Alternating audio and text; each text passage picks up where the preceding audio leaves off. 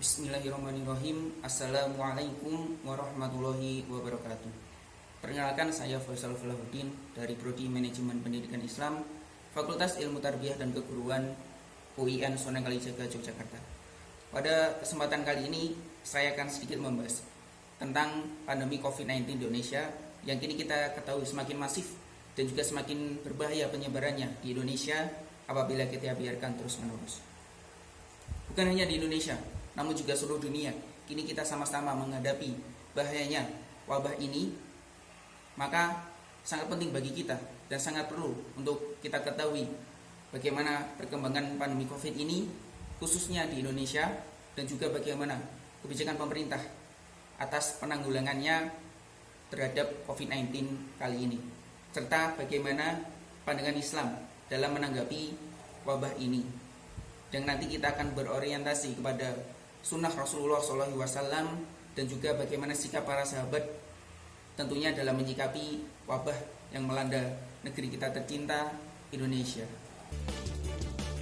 Pandemi COVID-19 di Indonesia merupakan bagian dari pandemi penyakit coronavirus 2019 atau COVID-19 yang sedang berlangsung di seluruh dunia.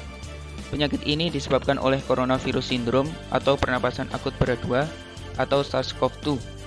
Kasus positif COVID-19 di Indonesia pertama kali dideteksi pada tanggal 2 Maret 2020 ketika 2 orang terkonfirmasi tertular dari seorang warga negara Jepang. Pada tanggal 9 April, pandemi sudah menyebar ke 34 provinsi dengan DKI Jakarta, Jawa Timur, dan Jawa Barat sebagai provinsi yang paling terpapar virus corona di Indonesia. Sampai pada tanggal 20 November 2020, Indonesia telah melaporkan sebanyak 488.310 kasus positif. Hal ini menyebabkan Indonesia menempati peringkat pertama terbanyak di Asia Tenggara.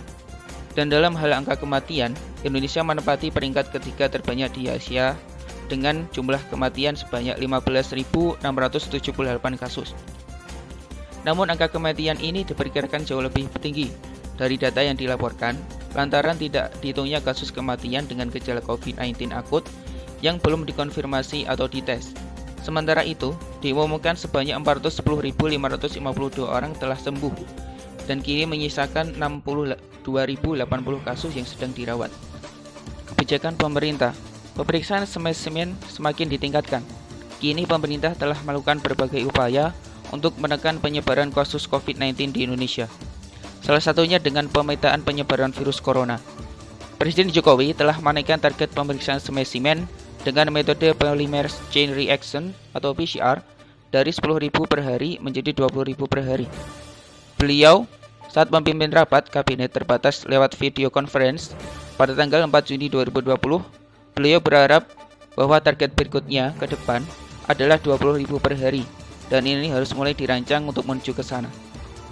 Pemeriksaan spesimen dengan metode PCR sendiri diperbanyak agar pemerintah mengetahui jumlah real penderita COVID-19 di Indonesia. Jokowi juga meminta agar pelacakan terhadap masyarakat terpapar corona dilakukan lebih agresif untuk menekan penyebaran virus ini. Dalam keadaan yang genting seperti saat ini, ketika pandemi COVID-19 telah menjadi wabah yang mengglobal dan telah menginfeksi ratusan ribu umat manusia, serta menyebabkan puluhan ribu manusia meninggal, maka seyogianya kita sebagai seorang muslim kembali menengok sunnah Rasulullah SAW.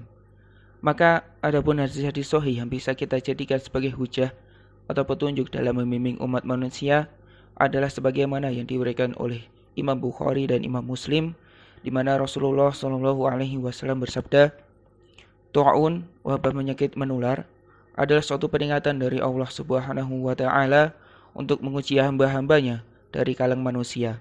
Maka apabila kamu mendengar penyakit itu berjangkit di suatu negeri, janganlah kamu masuk ke negeri itu. Dan apabila wabah itu berjangkit di negeri tempat kamu berada, jangan pula kamu lari daripadanya." Dalam hadis ini ditegaskan bahwa terdapat perintah agar hendaknya kita tidak pergi ke daerah atau wilayah di mana wabah ini merebak.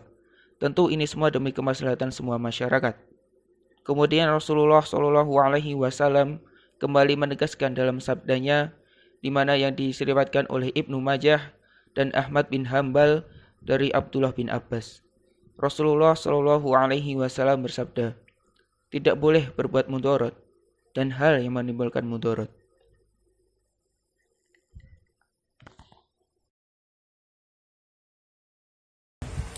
Dan itulah pembahasan yang bisa saya sampaikan pada kesempatan kali ini.